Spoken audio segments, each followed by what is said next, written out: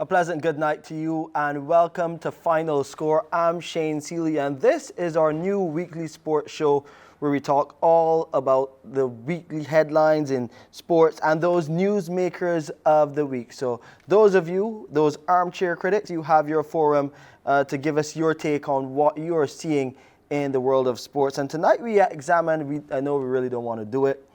It's sad to see and it was sad to watch, but we have to do it. Talk about that early exit of the West Indies from the T20 World Cup. We also have some basketball. We had the local BABA season to talk about. And then, of course, that ended. And now the NBA season has started. So we'll get to look at all of that action right here on Final Score. But first, to the big news of the day, the West Indies elimination from the World Cup without making it to the Super 12 stage. It's not the first time. It's actually the second time that they haven't made it out of that initial early round robin segment. Now the West Indies, they've been booted from the World Cup. The Caribbean side crashed to that 9-wicket defeat against Ireland this morning after winning the toss and deciding to bat, and we're still wondering why they decided to do that. They could only muster up 146 for 5. Let's look at the highlights. We stayed up. The match started at about 12 midnight to watch that. I know many would have turned off as they saw Ireland easily chasing down that target. And then we have some other breaking sporting news to talk about. Phil Simmons responded and Ricky Skerritt as well. You know his position as far as CWI is concerned. He had a lot to say about the batting. Now, joining me to look at what went wrong over the past week or so is West Indies pacer Kemar Roach in the house, and Diego Stewart. Of course, he would have captained the Wanderers side and played with a lot of these boys. He also represented Barbados at the youth level as well. Good to have the both of you on the Final Score to talk about what we all witnessed. And we really want to know, Kemar, I want to come to you first and talk about what exactly went wrong as we saw the West Indies try to make their bid to get into the Super 12 stage, but falling short. Good night, viewers. Good night, Diego, Shane. Tough pill to chew. Really tough. I thought the squad that was picked for the World Cup, it's a pretty decent squad. Obviously, Shamar Brooks coming in to replace Hetmeyer for that unfortunate incident, and I thought that they had enough to get the job done.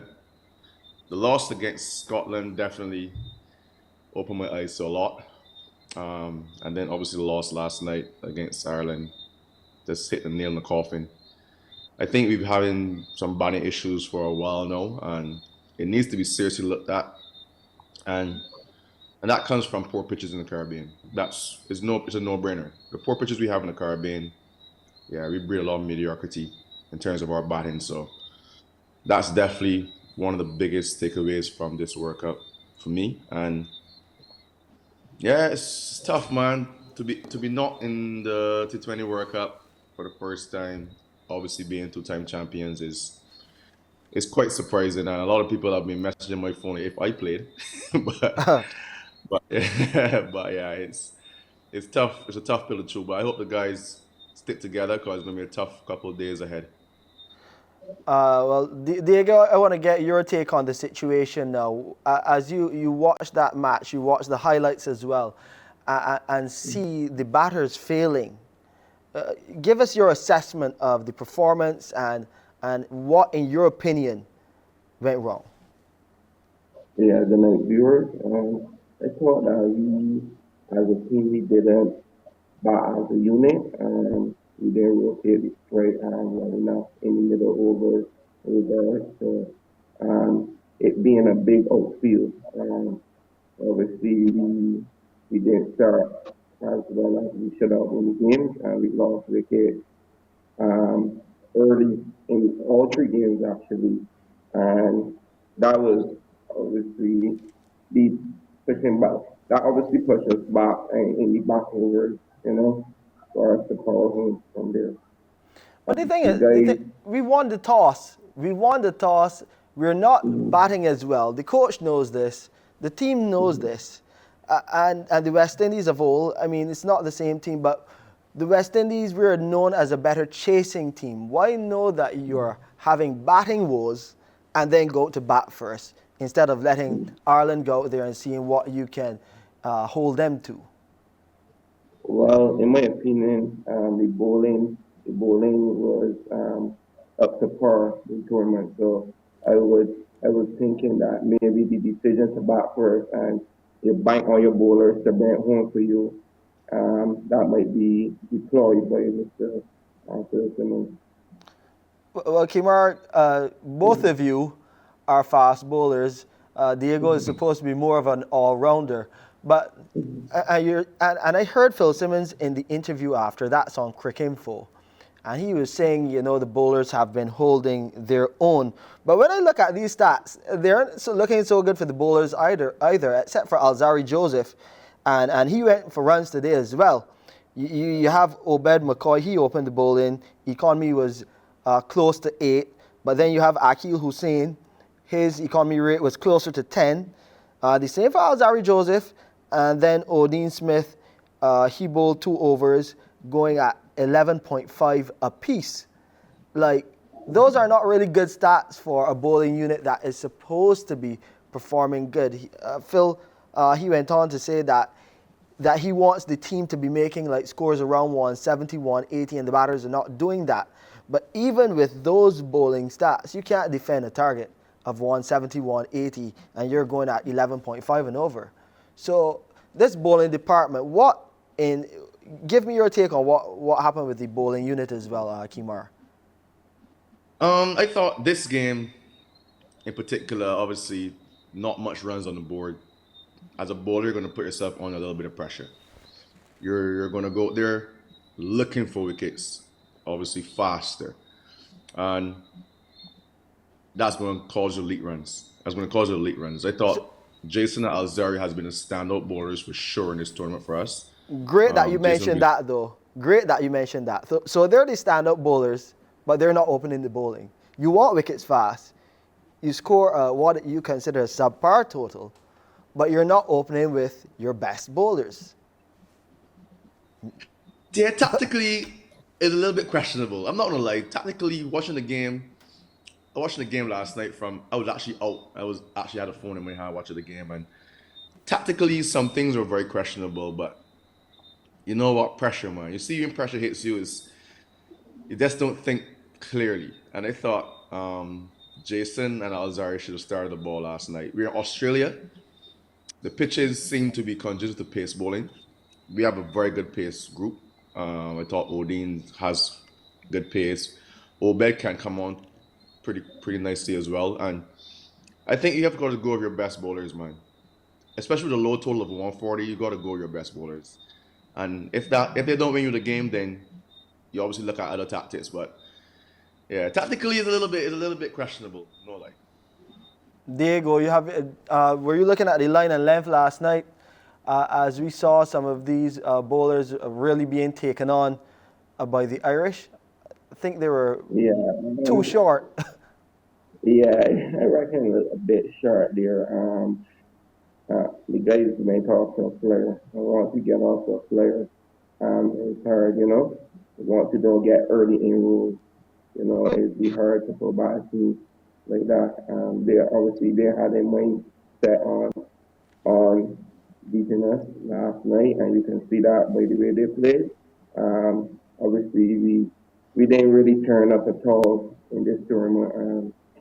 It's hard. I think we were tinkering a bit too much, obviously, with the backing and stuff. So guys were floating up and down the order. So that could be the reason for, for people like so the rest of the team. I want to read something to the both of you about what Ricky Skerritt would have said. He's saying that there needs to be a post-mortem now. A post-mortem of what would have happened in Australia. And a lot of people are looking at this, as you walk the street, they're talking about it. They're concerned about this captaincy thing. They're worried about now, should heads roll? And if heads are to roll, whose heads should roll? And everyone is looking at Nicholas Purana. He started well again in the Australia series here in the region. Of course, Australia fielded a subpar team in that tournament. They left some of their top players back at home. He did well. He started well. We had a few good runs, but over the course of his captaincy, we have seen some changes in terms of the win ratio. So I know this may be difficult for you, Kimar, because of course you're talking about some of your fellow players, your fellow teammates. But what needs to happen? Because if you're doing a post-mortem of this team, something has to give. Look, someone needs to be accountable. You just can't allow poor performances to go under the mat. We as players, we feel the brunt of it all the time. If we don't perform well, we get dropped. That's it. So someone needs to be accountable for their actions. Whoever it is, whoever the board decides should take the blame for this. Look, you gotta accept it as it is and understand that it's very embarrassing. It's very, very embarrassing. As you said, two-time champions and we're not even in Super 12. Yeah, it's something you just can't accept. And I expect very harsh consequences to come for the next couple of days. So I'm looking forward to that news. Well, we've seen some of it unfold already.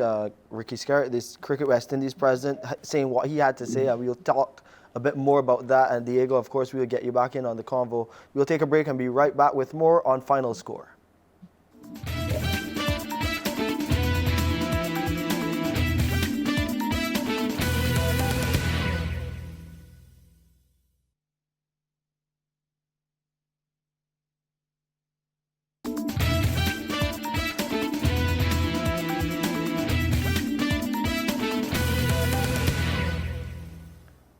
Back with you on Final Score, and as you heard, some breaking news. Ricky Skerritt, the Cricket West Indies president, promising a thorough post-mortem in the scathing assessment of the team's early exit from the World Cup. So we'll wait to hear what happens there, and of course, as we get the information, we will bring it to you. Have Kimar Roach and Diego Stewart with me, Diego, the former player, Kimar in the West Indies setup with the test match team. I have to ask you, Kimar, what happens next for you? Of course, the team comes back home. What is the schedule looking like up next in terms of West Indies cricket? Yeah, I'm scheduled to go to Australia for the 2 test series. That's in late November. I think we leave early November. So I'm just getting myself mentally prepared for that. It's going to be a tough series, obviously. Playing Australia in Australia is never going to be easy. There's a pink ball test as well, so I haven't bowled a pink ball in quite a while, so I'm looking forward to that. And just keep myself fit. Just came back from a fantastic stint in London with Surrey, and I'm in good stead right now, man, mentally. I mean, some people always ask, why can't we get Kimar Roach back to the pace that he was in his early days? How hard is that to do?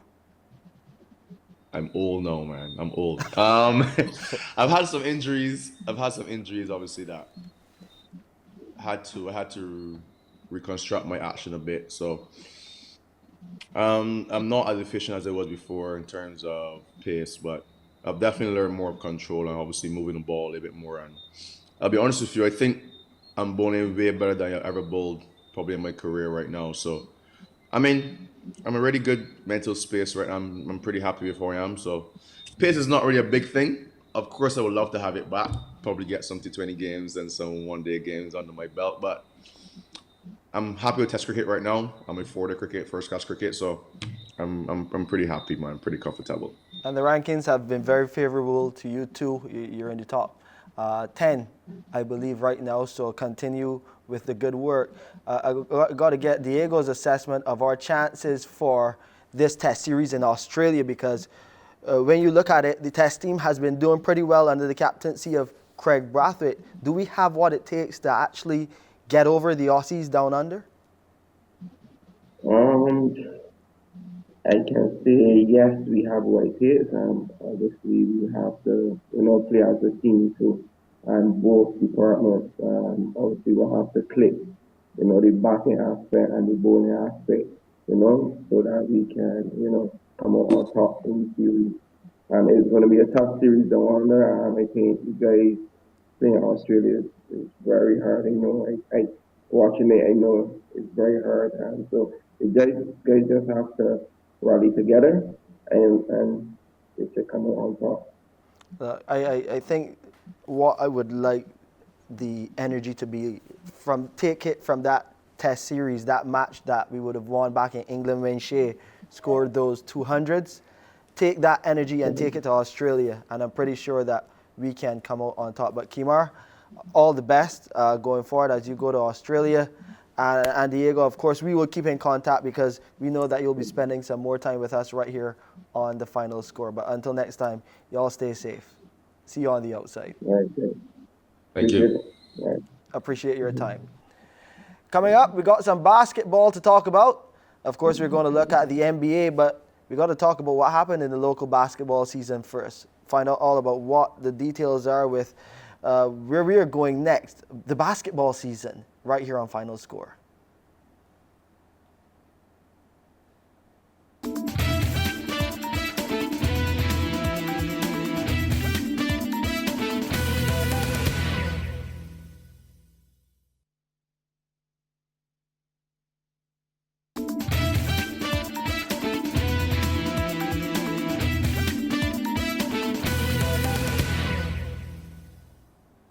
Switching our focus now to basketball, and all eyes will be on the NBA season. But we just had the 2022 BABA season here in Barbados. First time in 2 years.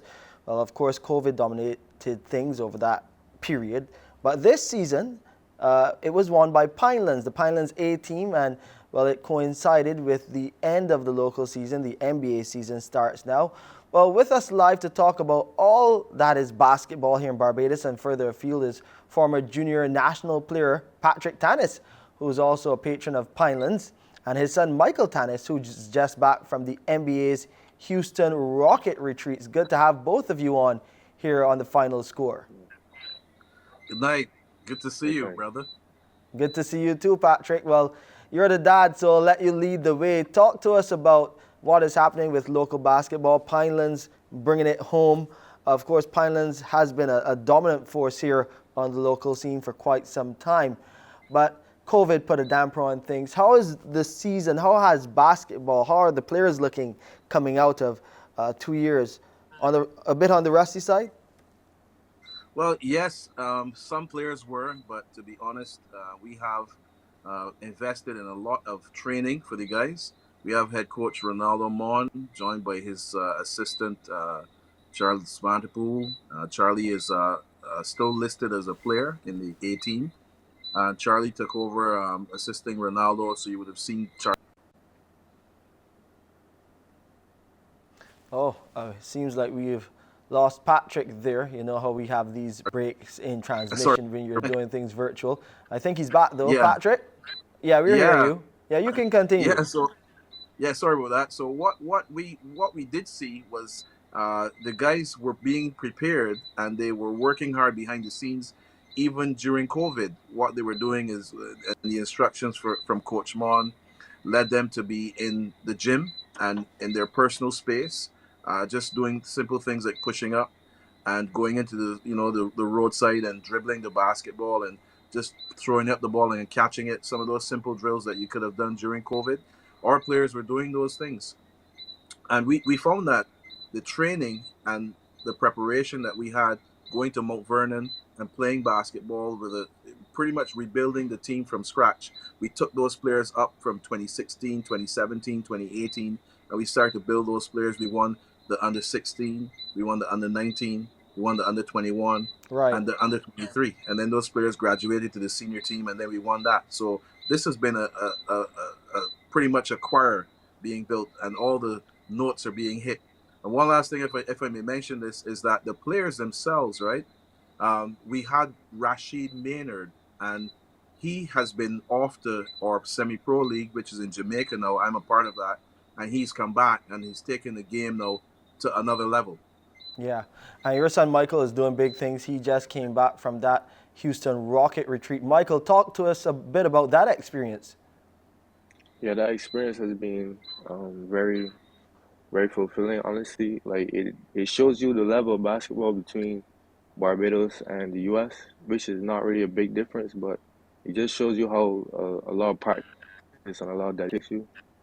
And it honestly is you could do it, like anybody could do it. So it just it encouraged me. It honestly, I never thought I could have been at that level, but because of my friend that put me on to coaches and even his friends, even showed me like this could be done by anyone.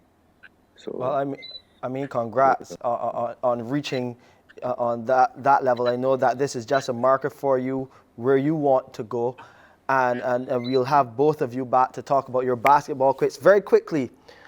Who do you have for the championship? Everyone is saying Golden State again.